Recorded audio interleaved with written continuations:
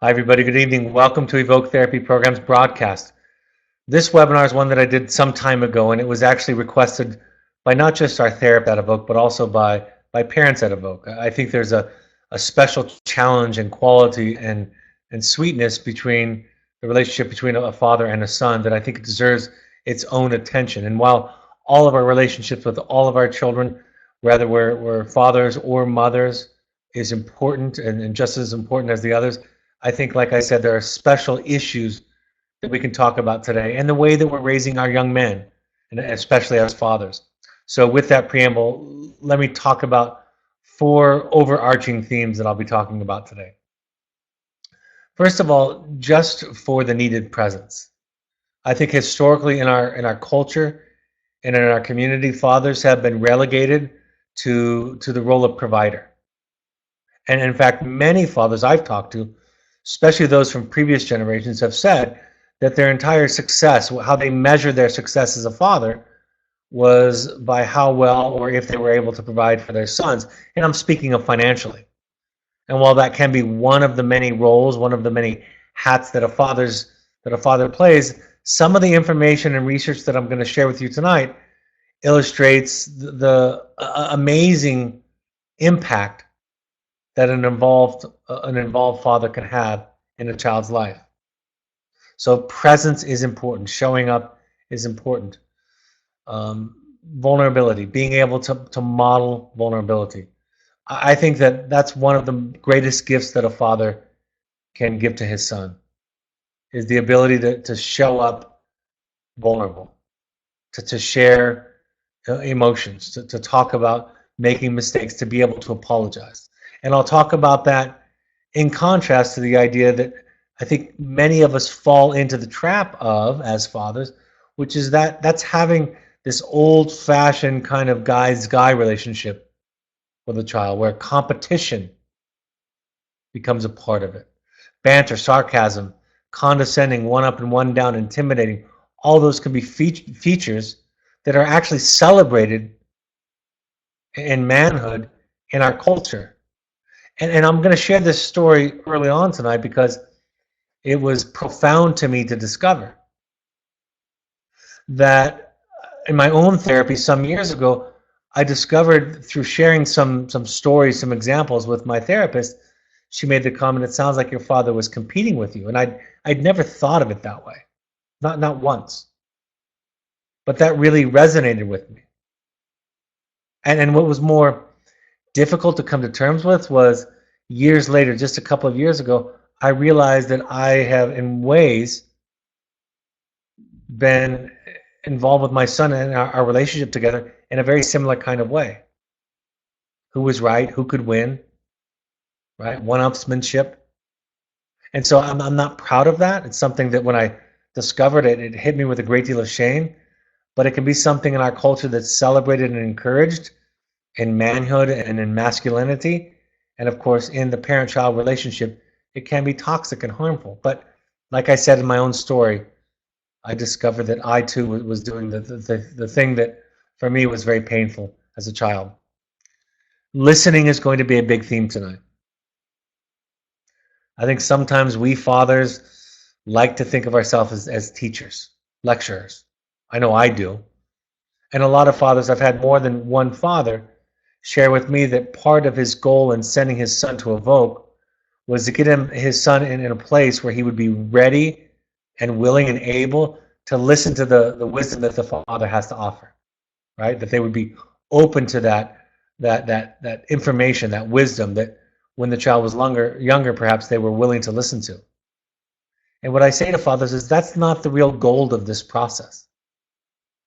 The real goal, the real healing is going to happen as you improve your ability to listen and to see your son, your children. That's going to make the biggest impact and the biggest difference. And I won't go off on this for too long, but I will say that that's the most important factor in many ways in creating resiliency in children is to be seen and to be heard by somebody consistently in their life, at least one consistent adult in their life. So those are a few of the overarching themes as we launch into tonight's broadcast. I'm going to start off with some questions that fathers have posed to me. How can fathers navigate the challenging balance of work outside the home and finding time for their sons? I think it's a challenge no matter whether you're a father or a son. And the temptation is, and I see this so much even in my own field, but at work, things just work. It's actually a lot easier. You get rewarded and reinforced and admired and respected and listened to at work, right? There are a lot of reinforcers at work. At work, you ask for a pencil and somebody hands you a pencil. You ask for a pencil at home and somebody hands you a marshmallow. And the mistake that we can make is that if we don't do enough of our own work to feel good enough about ourselves, we will find ourselves looking for that reinforcement, for that validation more and more and more at work. So I'll try to explain an idea around this that I've observed as I work with fathers. The key to parenting in some ways is not to convince yourself that you're great, not to be told how amazing you are, and that somehow when you hear that or believe that you'll feel good about yourselves. The fact of the matter is we all know that we're human. We all know that we make lots of mistakes. And so when somebody tells us how great we are as a person or a father, for most of us it feels disingenuous in many ways because we know the truth. And we know that if they really saw all of us, the behind the scenes footage, that they would know that we know we're not great. So the key is not convincing or believing that you're great or amazing. The key is recognizing that you're human and that you make mistakes. And when you accept that, when that becomes something you can sit with, it doesn't abdicate you from responsibility for trying and showing up and trying to improve, but when you can accept your humanity, your limitations, your faults, your issues, when you can accept that, then you don't need to go out looking for it at work. And you can show up at home where the kids, as we all know, aren't going to think you're all that great sometimes. And nobody's going to be there to praise you or give you Manager of the Month award, Salesman of the Year award, right? Tell you how great you are for saving their child's life, like I get told sometimes by people. So I have to make peace with myself so that I won't be drawn to and intoxicated by that attention from others outside of the home, so that I can show up and be there for my family. So I think part of finding that balance is finding a deeper, more authentic sense of yourself. And if we don't do that, we will look for situations that only reinforce our goodness, our greatness. And since our children aren't going to do that all the time, we'll be less and less drawn to them. So again, like I talk about all the time, the foundation of some of the most important work is work on the self. Fathers have the luxury sometimes that mothers don't give themselves, which is, there aren't a lot of articles, for example, in popular culture about fathers balancing work and home. But there are a lot of articles and celebrities that talk about it, the challenge of mothers balancing work and home, working mothers balancing that.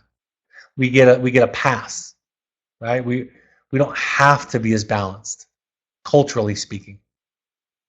Not according to child development or therapists, but that's what our culture tells us. And so again, it takes extra effort, concentration, and intention to say, I'm going to spend some more time with my children because we get that free pass. The next question that was sent to me, how can fathers overcome their own lack of emotional development and connect emotionally with their sons? I had a father say to me one time, and I've shared this story before, after doing some education at a parent support group, he said, so what you're saying is that our histories as children, how we were parented, how we grew up, that largely impacts how we show up as a father. And I almost chuckled when he said it out loud because it was so simple and so obvious and so profound at the same time. And I said, yes, that's what we're coping with. I mean, there are other factors, but that's largely what we're all coping with. That's why I really love the book Parenting from the Inside Out. Because the idea in the book, the messages and the research in the book is that if you develop a more clear sense of self, if you heal your own attachment wounds, your own trauma, big T or small t traumas, you're more capable of providing healthy attachment for your child. And so it can be through 12-step groups, through Al-Anon, through Codependence Anonymous, through AA, through therapy, through self-help workshops and efforts. It can be through any means in those areas, but somehow to get to do your work. And because we're taught as fathers to not be vulnerable and to not be weak and to not need help, we're rewarded for how self-sufficient we are, even as little children. We're rewarded and praised for not needing. And our neediness is often shamed, and we're told that we're too much, that we're overwhelming to other people. All of those messages come to us, and so it takes a special kind of courage for a man to go into therapy. I noticed tonight that we have lots of men in attendance, and I think that's fantastic. I get a decent amount of fathers on these webinars, and at times when I do the parent support groups around the country and around North America, I do find that I get a limited number of men, probably about 30%. That's a pretty fair representation. About 30% of the parents that show up are men. And I'll talk, like I said, I'll talk tonight about how critical and important it can be for fathers to show up and how much their presence makes a difference. How can divorced fathers become, the next one asks, how can divorced fathers become more aware of the impact that a girlfriend or step-parent has on their sons and find a way to balance their son's need with their own personal relationship needs? I think this is a special challenge for all of us. I think that I think for any parent, it can become very challenging to be able to distinguish between the parent's needs, what you need, and what your child needs. So I think that's a particular challenge that we all have. And that's why doing your own work is so important, recognizing the difference, and then being able to show up to the child for the child. So that's the first thing, is start to understand what you need. And because you might feel a great deal of affection toward somebody that you're dating, you may want to introduce that person to the child, but that may not be their need. So consulting with others, moving very slowly in the process, and recognize that the introduction of a partner, male or female, to a child, it comes with some risks, because if that happens a lot, and there are a lot of partners that go through the process with you, the child learns not to trust and develops some anxious attachment. I'll tell you something else that's important. Sometimes the new partner represents to the child the final nail in the coffin, that the marriage between his parents is truly dead, or that even accepting that new person in your life, in their life, excuse me, accepting the new person in their life is a betrayal to their mother.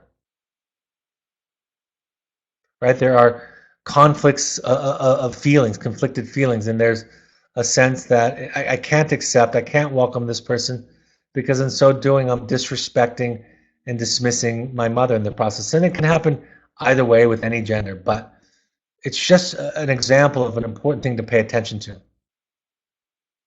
And that we allow space for our children to struggle. We can still have boundaries around behavior, but to really, really lean into the emotional world of the child. Somebody once told me that sometimes to understand somebody else, you have to lose your mind. And I think that's most true when it's our children. We have to do our best to psychologically put ourselves in their place and understand what they need instead of what we need or what we needed when we were young. The next question, how can fathers better understand the urgency of getting into their son's world and interests, art, music, video games, sports, etc.? I learned very early in my therapeutic work. I learned that what a child cares about is a part of them. And one of my first teachings of therapy, our therapists told us that if a child brings in, for example, a stuffed animal, that you treat the stuffed animal the way that you would want the child to be treated. You treat it with as much affection and love. There's a technical term for it, but the fact of the matter is that what a child cares about, what any of us care about, is a little bit of us. And so you might not like what they like, but you can understand the idea that in part it represents them. And so how you feel about what they like, at least being curious and respecting it. And by respecting it, again, I don't mean you have to like it in that version of respect, but honor it. And I'll go just a step further. Even when, for example, the music or the art is off-putting to you, because that can happen. Doesn't mean you have to listen to it when you're alone in your car, but there's value in listening to it a little bit. If your son, for example, was listening to angry, misogynistic music, for example, you can have your boundary around that, of course. And what does he identify with in there? Why is he angry? Most of us just get uncomfortable with that and angry with that and have a judgment about that and then set a boundary around that. You're allowed to do that if that's what you want to do. But why is it that, for example, white young men from suburban middle and upper class like gangster rap? They didn't grow up in the inner city, poor. What are they identifying with? And that's a worthy thought, a worthy curiosity to pursue in the process. I used to talk about with my clients, my students, my young men, that when boys are little, they often like T-Rex, right? When I was young, it was T-Rex. I think velociraptors have taken over now, but in essence, they like the most incredible predatorial animal that ever was on the earth. Why does a little boy like a predator like that? Why do they like sharks, great white sharks? And I would talk about the feeling of powerlessness that young boys have, that young children have.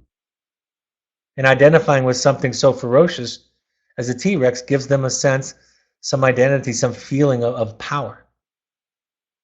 Or at least communicate their sense of powerlessness. Then later on in life, they gravitate toward more aggressive music themes, these same boys.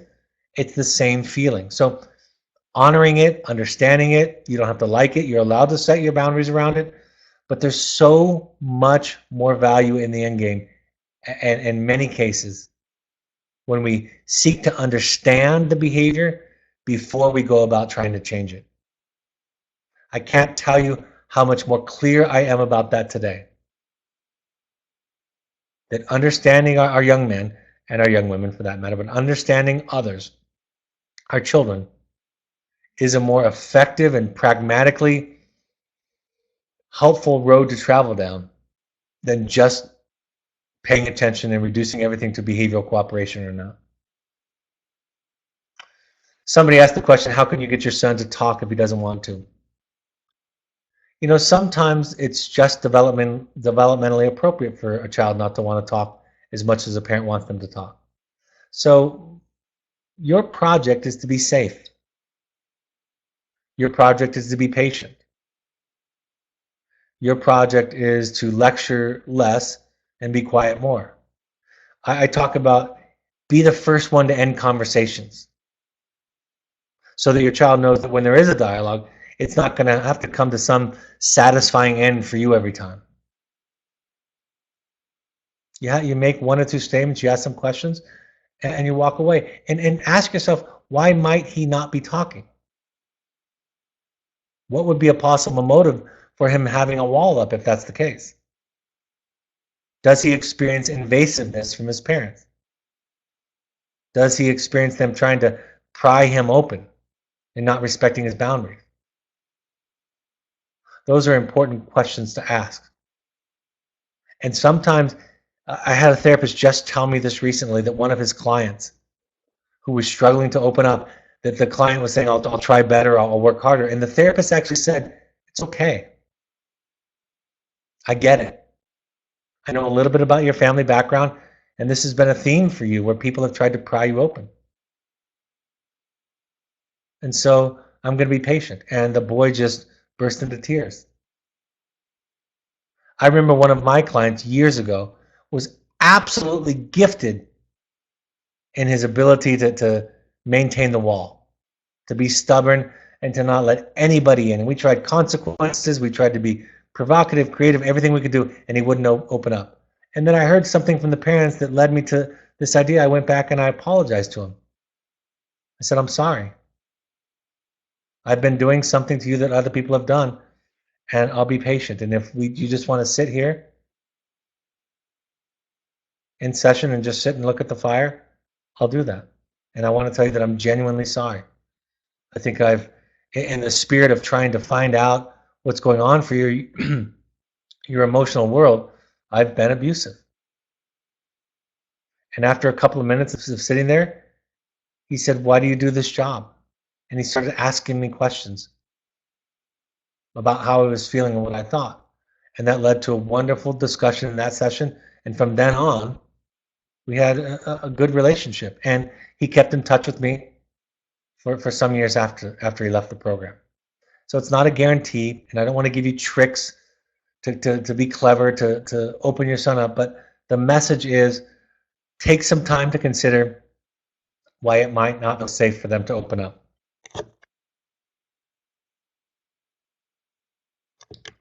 Excuse me, my throat was scratching there. The importance of dad. What society has taught us about the role of dad. Dad has been relegated to the observer, the outsider. If you look at Disney films, for example, many of them depict the dad as incompetent.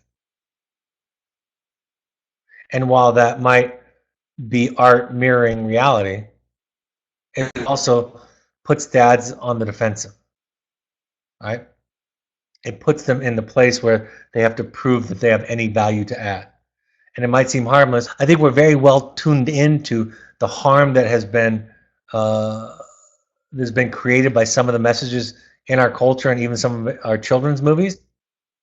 And I don't think we've paid as much attention to the harm that has been done to fathers. And part of that is because there's been such a difference in power in general in our society that the more vulnerable persons in our society needed more attention and still do. But it doesn't exclude the fact that there are still those messages that fathers are largely incompetent. My own story. I grew up without a father largely. So I had no idea of the importance of a father. I remember I was on a business trip and I was talking to my mother and she said, have you talked to children? I said, not in a few days. And she was alarmed. She said, Brad, you have to, this is when they were very young. My two oldest were very young. 2 years old, 3 years old, 4 years old. And she said, you have to call them every day if you can. And I thought, I didn't know that would matter. I thought they were okay. Their mother was with them. And she said, that's not enough. That's not all of it. And she explained to me, I know you didn't have a father who was there for you, but it will make a difference. And she was right. And I didn't do it perfectly after that, but it was just, I didn't know.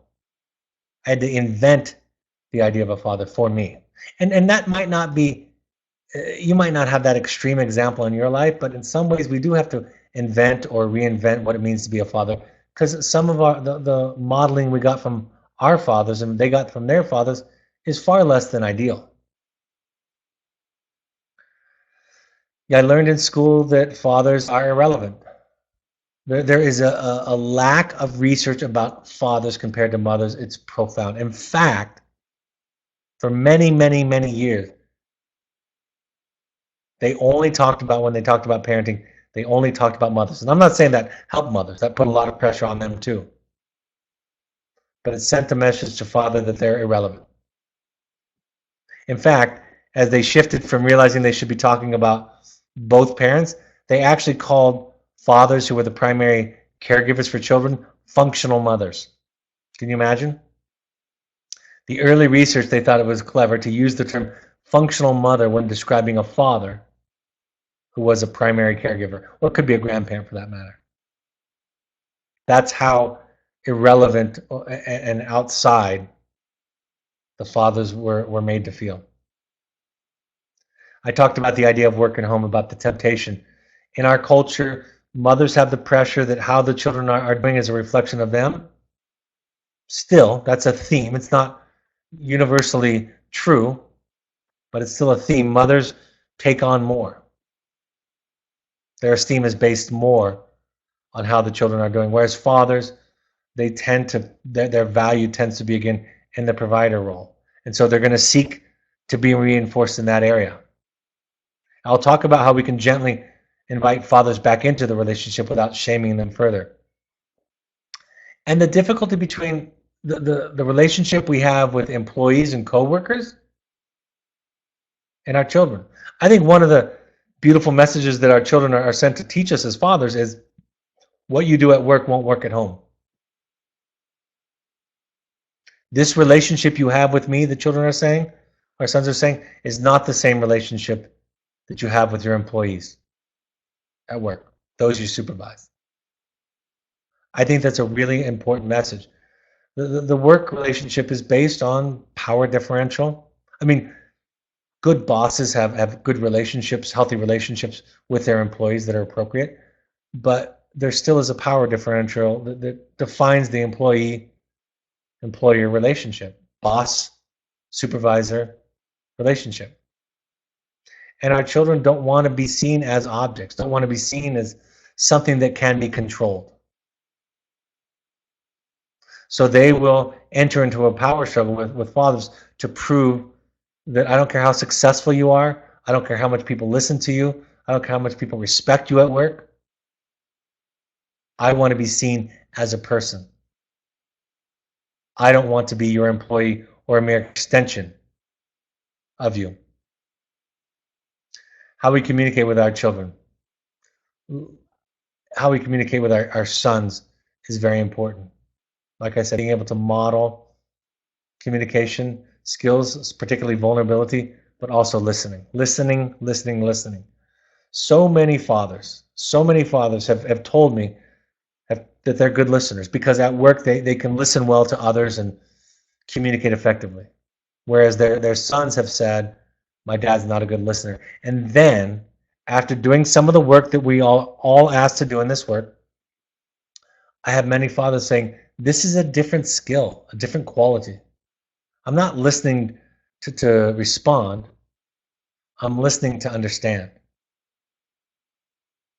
Right? Somebody told me one time that the opposite of listening is waiting. I thought that was clever. The opposite of listening is waiting. So the kind of listening that we talk about in families and in relationships that makes a big difference is a different quality, a different kind of listening than the listening we have to do in a classroom or in a workspace. Fathers tend to be in our culture more protective of their daughters and more competitive with their sons. And they role model in a lot of ways just how to be. If they're willing to let down walls and barriers, ask for help, if they get comfortable with their needs, if they can be sensitive and feeling beings, it leaves an impact on the child. My son said to me when he was younger, my oldest child said to me when he was younger, he says, I love watching you watch me ski. And I thought that was such an interesting, he must have been about 12 years old at the time. And I thought that's an amazing attention to detail, to observation. He's watching how I watch him. And while it might not always be that conscious, I think they pay attention to how we regard them, how we think and feel about them. As I talk about in my book, really the inner voice that we all have is not what our parents said to us, not completely. It's how they felt and what they thought about us. Fathers want humility and submission, while adolescent boys have a conflicting need of developing strength, control, and power. Right? It's inconvenient for us that our children aren't compliant. I had a very successful, career-wise, very successful friend of mine tell me one time, everybody listens to me. The only people that haven't listened to me are my teenage children. And we laughed about that and said, that's the way it works, isn't it? And so a lot of relationships, our relationship with our sons, with our children and our sons, if we allow it to, it can create a transformation. We can become more whole, more authentic. I borrowed some of the ideas of this broadcast tonight from the book Raising Cain by Kinlan and Thompson. So I'm going to share a few concepts from their book that talks about raising sons. Something we've read in the field that talks about the emotional world of young men. They said fathers involved in the fabric of the family who show their sons comfort and consistency contribute to their sons' resilience and resourcefulness. The things that contribute to resilience in children is not always what we think it is. It's not about teaching them to be tough. It's about teaching them to feel okay with themselves. So the more time, attention, gentleness that we can offer them, the more that they can feel okay about it, the more they will feel okay about themselves. And that is the feature in a human being that is synonymous with resiliency. If I'm okay, if I know I'm okay, and the way that I learn that is not by you telling me that I'm wonderful. I know that I'm okay because when you're around me, you act as if I'm okay. It doesn't mean you don't have boundaries, that once in a while you don't get upset with me, but fundamentally, you treat me as if I'm okay, even when I'm an idiot. And when I experience that as a human being, as a child growing up, then I believe that I'm okay. If you're frustrated, angry, disappointed, anxious about me fundamentally, I will internalize that as I'm not okay. And that will lead to a lack of resilience and resourcefulness. Kinlan and Thompson also say, our culture's assignment of the relationship work to women has turned emotions into, I'm going to start over. Our culture's assignment of the relationship work to women has turned emotions into a disregarded second language for men. Right? We're not expected to feel. We're not valued for feeling. Right? At work, it's not as valuable to talk about your feelings, to have a lot of emotions. And so it becomes this thing that is not valued in us, in fact, is even frowned upon in us when we are a more complete emotional being. We don't learn how to feel. It's interesting because it starts off very young. When young girls are criticized, they respond to the criticism as if the person criticizing them has a problem with them fundamentally.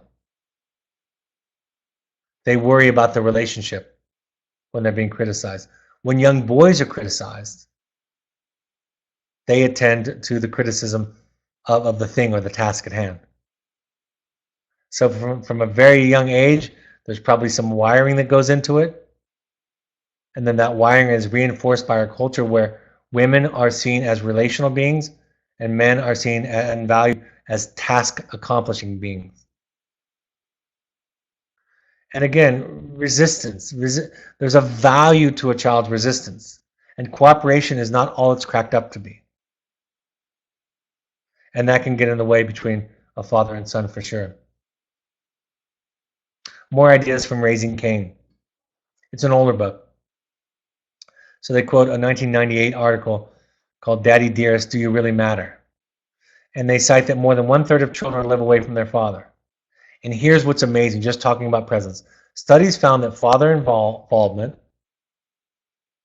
led to children having higher IQs, reporting healthier on psychological testing, better school performance, and better jobs. And this is a fascinating small detail. Northwestern and University of Michigan in a study reported that the number one biggest predictor that they could find of income at the age of 27 was the father's attendance at PTA meetings.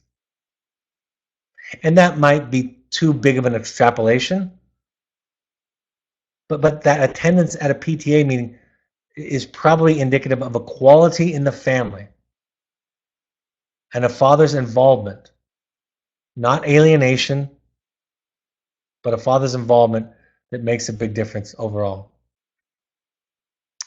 Learning to meet your child where they're at. Learning to lose your mind.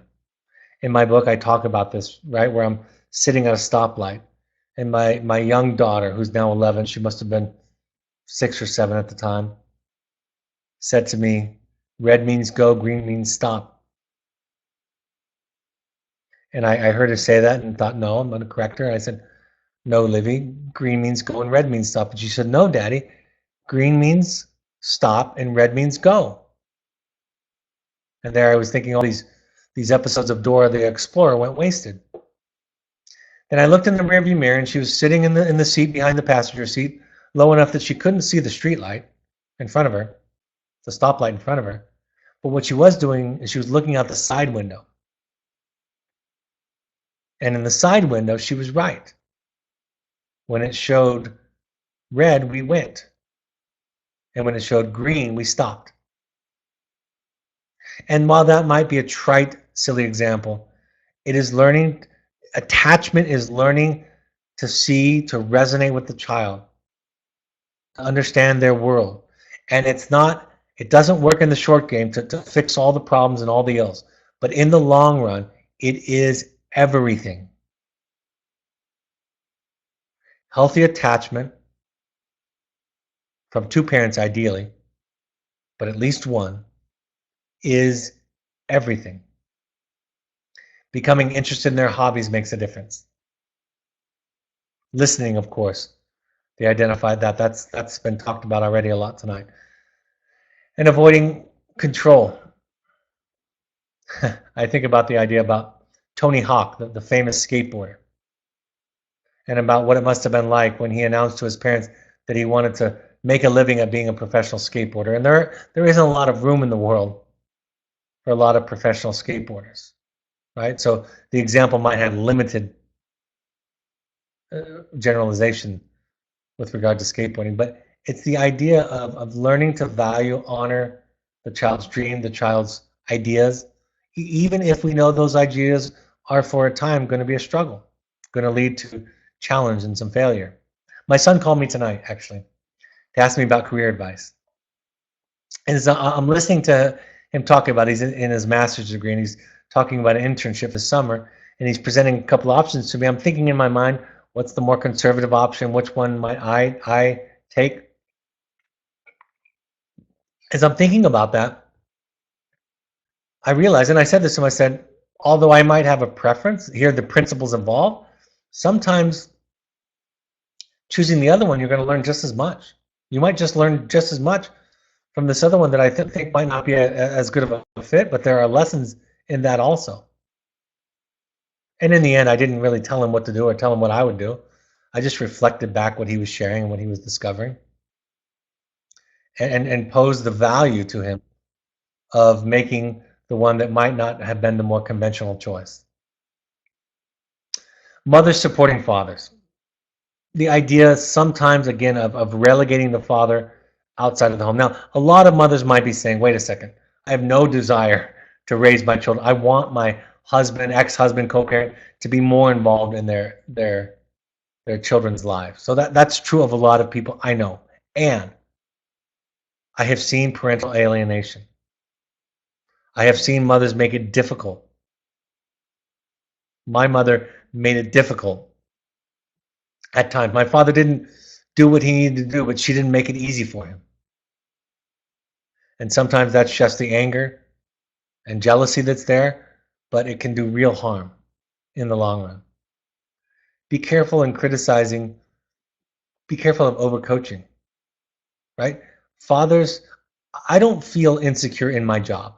I feel comfortable enough in my job that I can make mistakes, that I can own them, that I can apologize, that I can accept critical feedback. That I feel good enough in my job that I can do all of that. But at home, I'm less secure. We all are, really. But us fathers, who have been taught all of our lives that we're not really good at this, we're not really wired for this, it's not natural for us, we can be especially sensitive to criticism. So we practice this, my wife and I, we try. We don't do it perfectly, but we try to give the other person a little bit of space to kind of figure it out themselves and even make some mistakes, and to try to support them. When a mother protects her son, this is from Raising Cain, when a mother protects a son by routinely correcting his father's style to match her own, she diminishes She diminishes the opportunity for genuine and uniquely valuable quality of parenting. I could talk about that with both genders, with both parents, with both genders of children. But again, we're talking about a particular kind of vulnerability for fathers. Polarizing dynamics are when you try to compensate.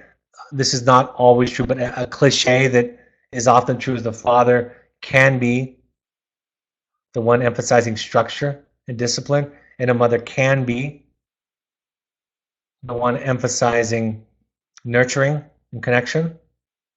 And if you're trying to balance each other out, the structure one is saying the mother's being too soft and the mother is saying the father's being too hard, and you get farther and farther and farther apart on the teeter-totter to stay in balance. So just be aware of that. That's why parenting therapy can happen, parenting education can happen, is that you can begin to see how you're creating a polarizing dynamic.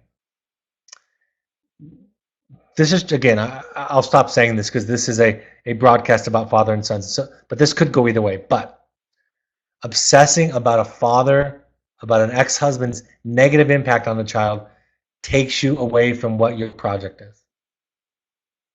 Now, if the father is abusing the child and you need to take legal action, absolutely do it. But a step down from anything that you can do legally, obsessing, focusing on the father's project doesn't tend to help and leads to often more polarization. So go to Al-Anon if you find yourself obsessing, if you find yourself blaming, if you find yourself constantly thinking about all the ways that dad has hurt the child and how the child is now turning out like the dad in horrible ways. Go to Al-Anon, go to Coda, figure out what your project is, stay on your side of the street, and it will make the biggest difference for the father and his ability to show up and the child in the long run. And then be careful of unhealthy alliances. Turning the child into, mothers turning the child into a co-parent, to an equal, to somebody who takes the place of the co-parent. So what are the take-homes? Moderating vulnerability, empathy, and feeling is critical. It's critical to your son's emotional health and development that he sees a model of a dad who struggles, a dad who hurts, a dad who makes mistakes and has to apologize, a dad who's sad, a dad who needs things. Those are important qualities to be a whole person that you can model. Modeling relationships, focusing on relationships instead of power and control. How do you resolve conflict in ways that aren't just about power and control? Reducing sarcasm. I've even heard, I heard therapists, I never agreed with this, but I've heard therapists talk about the value of sarcasm and connection. Sarcasm is a anxiety relief point. It can be a comedic relief part of life, for sure. But used too much and used with children and fathers using with son, it masks a lot of feelings that are really happening. It masks hurt, sadness, powerlessness, fear, and it masks it with this passive anger. And it's not honest. Watch for polarization with your spouse. Moms can step back a little bit more and let the father and sons sink or swim. Let their relationship be its own. Be careful not to insert yourself. Be careful not to be the safety valve, right? The safety outlet, the facilitator. You can talk to your husband or co-parent aside, go to co-parenting therapy, but don't have that relationship become dependent upon your involvement. And if it gets, again, I'll just be clear, if it gets to the point of abuse, you can step in if you need to. Create rituals with your children. You know, there are wonderful rituals like going camping, fishing, some of the more traditional ones.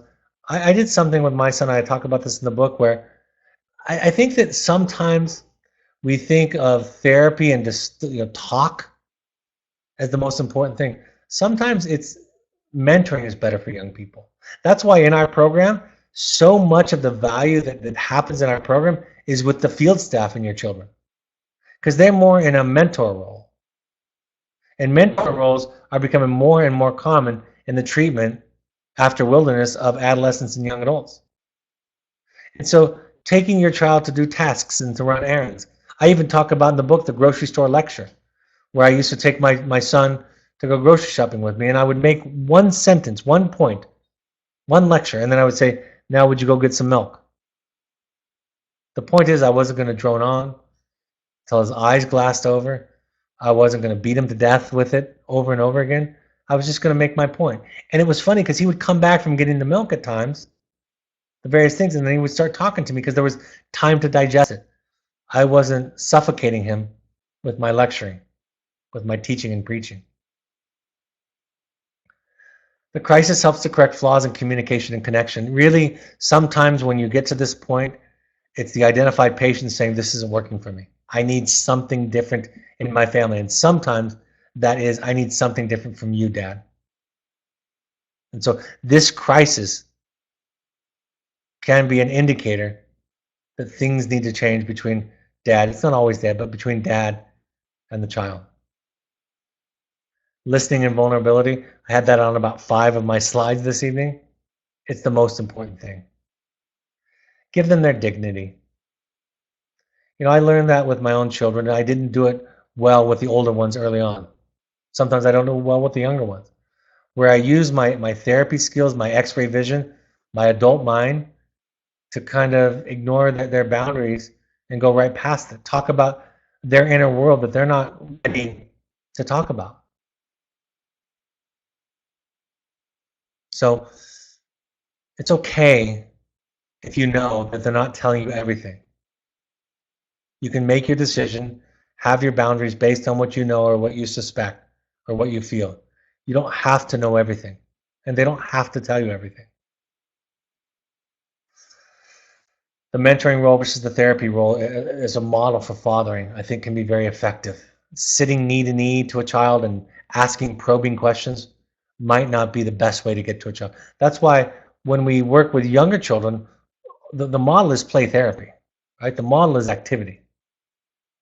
And you spend more time observing and then learning and understanding the child than you do by intervening. When I was a young play therapist, I was horrific at it because I was always intervening. And my supervisor was always pointing out to me that I was getting too far ahead of the child. Just listen, understand, give a voice to what's going on with them. Welcome their anger. My therapist said last week, and she used different words, which I won't repeat.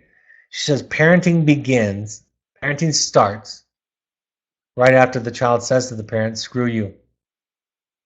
That becomes the important test in parenting. How can you start to listen to your child's anger at you?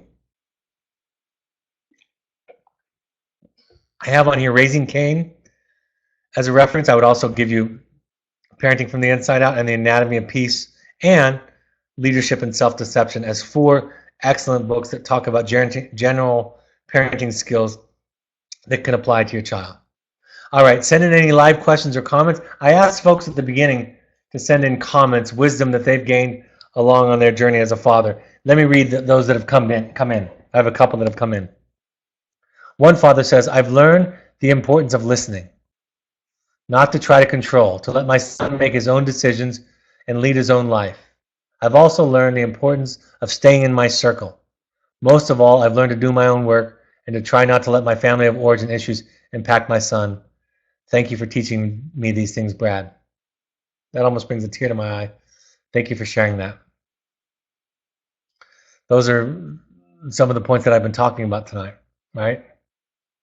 And it can happen young, and it can happen old. It's never too late, never too early to start with these things.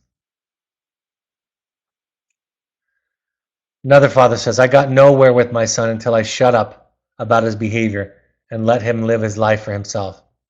He needed me to stop trying to help him, and he needed time to get over his resentment toward me. I was there for him if I could be, but I abdicated a lot of my authority to allow him time to find a way for him to let me back in. I'm hearing a lot about showing up, and I see that I have to do it as consciously as the backing off that was employed for the last year and a half. I can see my son now, but this is still very difficult for me and for him. I want to say something to you. Thank you for writing that. I want to say to you this. Part of the way that you showed up and saw him was backing off. He was feeling crushed, overwhelmed, invasive feelings from you, smothered. He was feeling that. And so, in a way, and it's complex, isn't it? It's not just one way or one technique, but in a way, you did see him. And now you realize that there's also other pieces of this that you need to do. Oh, it goes on to say, here's the wisdom from someone who has been dealing with these issues for many years. What I've heard tonight has been difficult because I feel that I've been trying to be better for my son, but there's still so much work ahead of me. It's daunting, but I see that I have to attend to my new task, becoming conversant in the language of feeling scary. Well, thank you for sharing that. You know, what I've learned in my work, and I mean my personal work, not my education over the years, is that we can do this work without shame and guilt. You know, we can just do it because it's a better way of living. It's richer for us. We have more meaningful lives and we make more meaningful contributions to our children. And none of that I just said is about guilt and shame and mistakes. The more we can become comfortable with our human beingness, the more we can show up in this way. And so thank you, gentlemen, for the courage to share your experience, your wisdom, your struggle, the lessons that you've learned, and then the lessons you're still struggling with. All right, I'm going to go over some upcoming events and announcements, and then I'll leave it open to any questions. Pass in any questions or comments right now to Melanie, and she'll pass them on to me. We ask all current parents to attend 6 12-step support groups. Al-Anon, CODA, Families Anonymous, Alateen is for teens, adultchildren.org. If you grew up in a family that you felt was toxic, adultchildren.org can be a great meeting to go to. Refugerecovery.org it's a recovery program that de-emphasizes higher power, so if that's a barrier to you, you might try that. NAMI.org, the National Alliance on Mental Illness, is a great resource in communities to go to get free resources and classes. On social media, you can listen to all of these broadcasts on any of your podcast apps. In fact, if you like a podcast app that we're not on, let us know and I'll get us on it. On iPhone or Android or computer, download the requisite app and then just search Evoke Therapy Programs. On Twitter and Instagram, follow us by using the handle @EvokeTherapy, or you can find us on @Evoke Summit Lodge on Instagram. You can find us on Facebook by searching Evoke Therapy Programs. The Alumni Foundation is an organization built of parents who try to help people that can't afford therapy. Go to Facebook and search Evoke Family Foundation. Our blog is also available. My book is available on Amazon. Paperbacks are still available. The warehouse is out, but just click on the button beneath the paperback, the new option, and you can buy them directly from the Evoke warehouse. If you want to do deeper work, I would strongly implore you to attend to Finding You. I've done one myself. That's why I started these. I do one every year with a group of men, a version of these. So the next one is May 15th through 19th.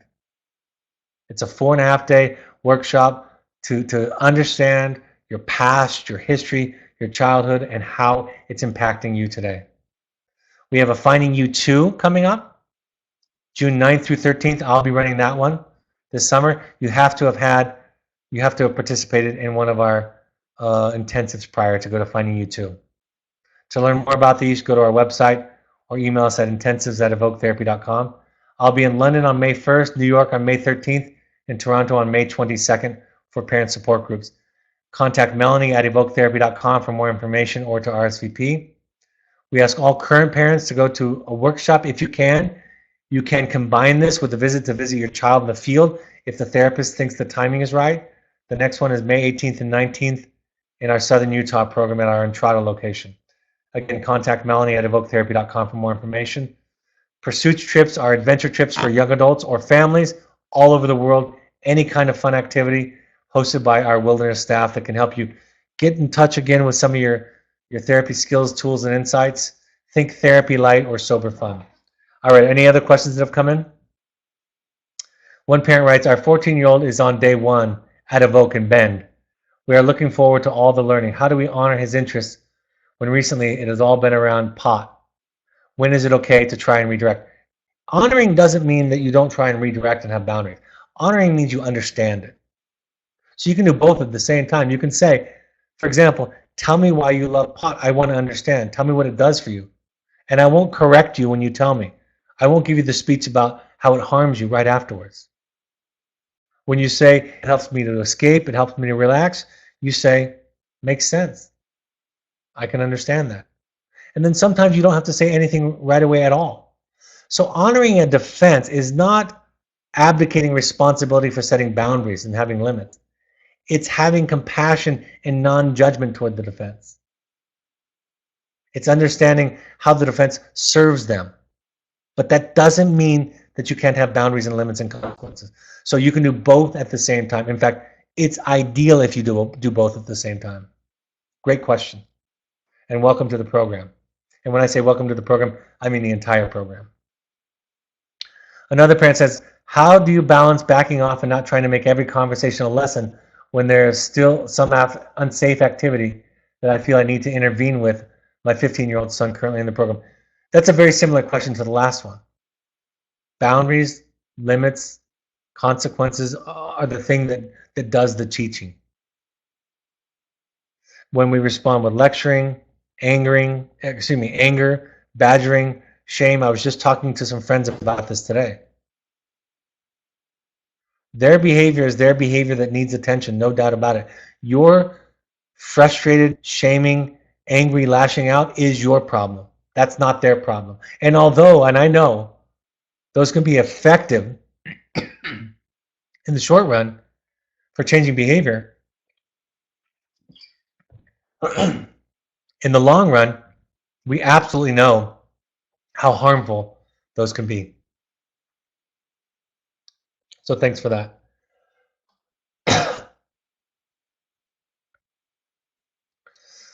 Another parent says, working on healthy attachment, detachment, as described in your book, has been a great help to me and has enabled a better relationship with my son. He's still struggling with his addiction, but there are glimpses of hope, and I know he's in God's hands. Thank you for that. You know, it's something I discovered actually by doing these, that healthy attachment and detachment are the same thing. In recovery literature and addiction literature, they really emphasize healthy detachment. They talk about that all the time. But it's the exact same thing as healthy attachment. Unhealthy attachment or unhealthy detachment is the same thing. And healthy attachment and healthy detachment is the same thing. The reason that they emphasize detachment is because we're all used to anxious attachment. And so when we detach some, it feels like abandonment. So that's why they use that word, is to emphasize that's how it's going to feel. But really, healthy detachment is getting closer to your child. Really, really important. So thank you for bringing that up. All right, no additional questions for tonight. Thank you for all your participation. Thanks to you fathers and mothers and co-parents who support them for joining us tonight.